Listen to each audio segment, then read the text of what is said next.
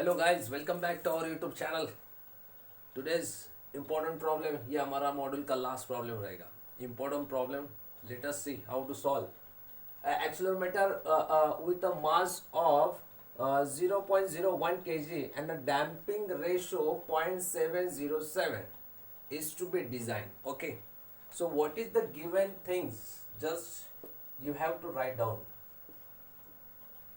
8 to 10 times आपके university theory exam में पूछा है। ठीक है, so guys write down mass 0.01 kg.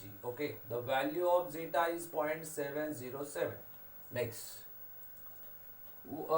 what should be undamped natural frequency of the system and spin constant so that the measurement error never exceed 2%. Okay, so what you have to find? First things, undamped natural frequency, that is omega n or fn, and second k, the value of k.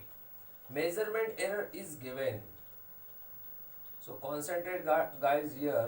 Measurement error, which is very important problem, plus minus 2%. Okay, so एक बार आपका plus आएगा 1.02 and एक बार minus 1.98.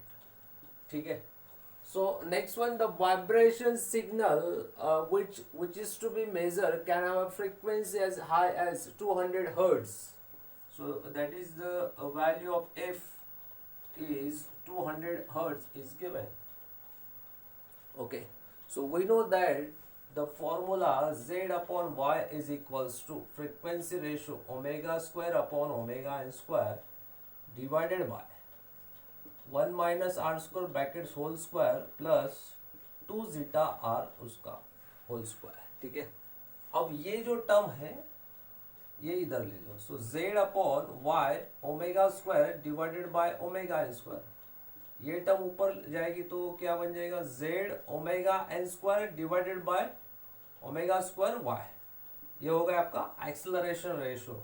Okay, is equals to किसके बराबर होगा? 1 minus are square brackets का whole square plus 2 zeta R इसका स्क्वायर. अब देखिए, अब एक्सेलरोमीटर का प्रॉब्लम है, मेजरमेंट एरर है इसमें. तो ये केस में अब ये जो एक्सेलरेशन रेशियो है, acceleration ratio that is acceleration ratio is proportional to the these are the factors. ये आपका फैक्टर्स है which is to be remains constant.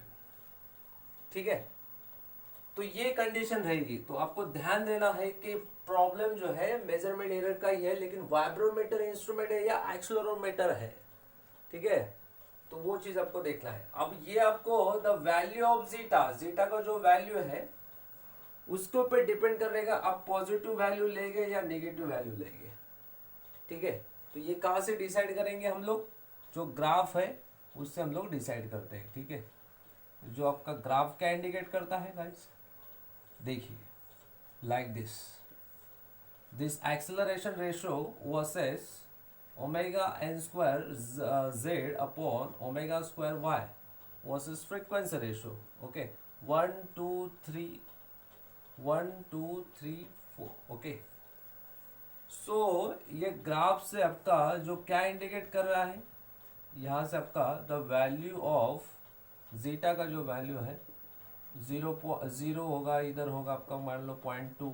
ठीक है, तो यहाँ से आपका जो नीचे की तरफ आता है ये वाला वैल्यू 0.65. ठीक है, ये क्या होगा?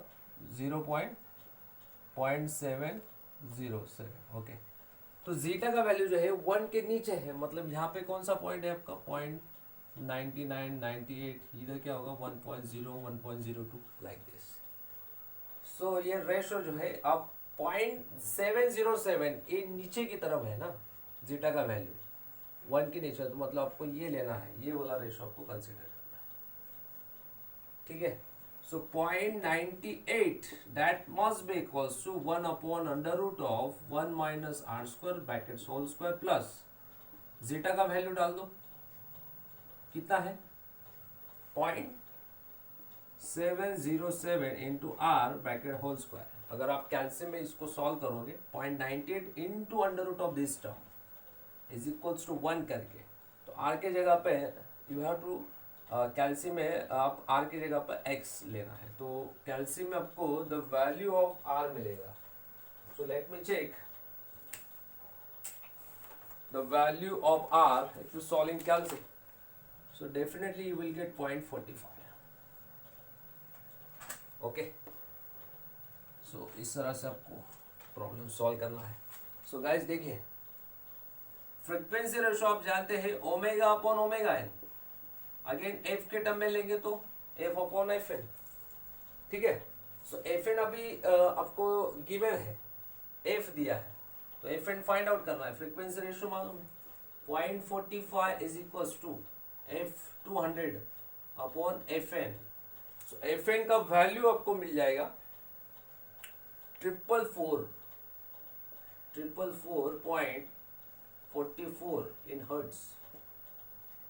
So guys, this one the value of Fn. अब Fn का फॉर्मूला क्या है? Fn is equals to 1/2 pi under root k by m. आपको क्या निकालना है? k का वैल्यू निकालना है. m का वैल्यू मालूम है, Fn मालूम है. 444.44 is equals to 1/2 pi under root k m 0.01. So your final answer guys 77.98 जो मिलेगा आपको kilo newton per metre. This is a correct answer. ये 100% प्रॉब्लम हर क्वेश्चन पेपर में आता है. ठीक है, चांसेस है. So I hope that you should be clear. You have to be clear your all the queries. Okay, ये हमारा last problem रहेगा. ठीक है, stay connected. Okay, keep watching, keep supporting, subscribe the channel, like, comment and shares. Okay, till then, goodbye. Thank you.